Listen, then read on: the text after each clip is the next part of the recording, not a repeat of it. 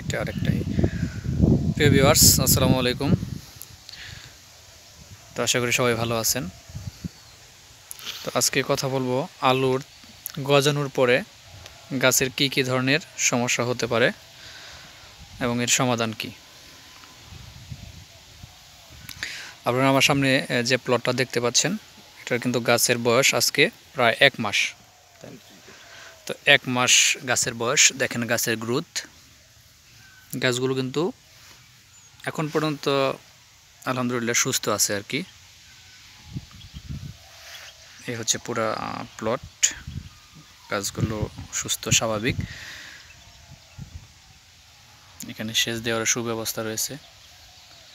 তো এক্ষেত্রে আপনাদের যে সমস্যাটা হতে পারে সেটা হচ্ছে কোঁকড়ার ভাবটা আসতে পারে। মূলত আলুতে সাধারণত দেখবেন এই পাতার যে অপোজিট পৃষ্ঠ রয়েছে, এখানে অনেক ক্ষেত্রে সাদামাছি আসে। তো এই পাশটাতে একটু আপনারা খেয়াল করবেন, সাদামাছির চাপটা যদি আসে তো আপনারা এটার জন্য ইউজ করবেন একতারা আর পেগাসাস।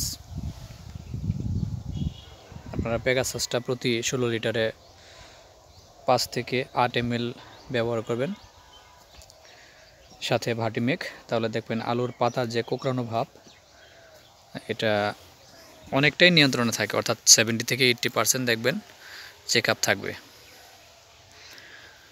এটা মূলত পোকার কারণে কোঁকড়ানোটা হয়, আর এই পোকাটা যাতে না আসে সেজন্য অবশ্যই আপনারা প্রয়োজনীয় ব্যবস্থা নেবেন। আরেকটা বিষয় হচ্ছে আপনারা আলুতে প্লেনামটা ইউজ করতে পারেন সাদামাছির জন্য। এটা চমৎকার একটা রেজাল্ট এবং সেটা পরীক্ষিত। এই প্লেনামটাও আপনারা ইউজ করবেন, তাহলে দেখবেন জমিতে কোনো ধরনের সাদামাছি বা হপার বার্ন জাতীয় যে পোকাগুলা, শোষক পোকা, এগুলো আসবে না।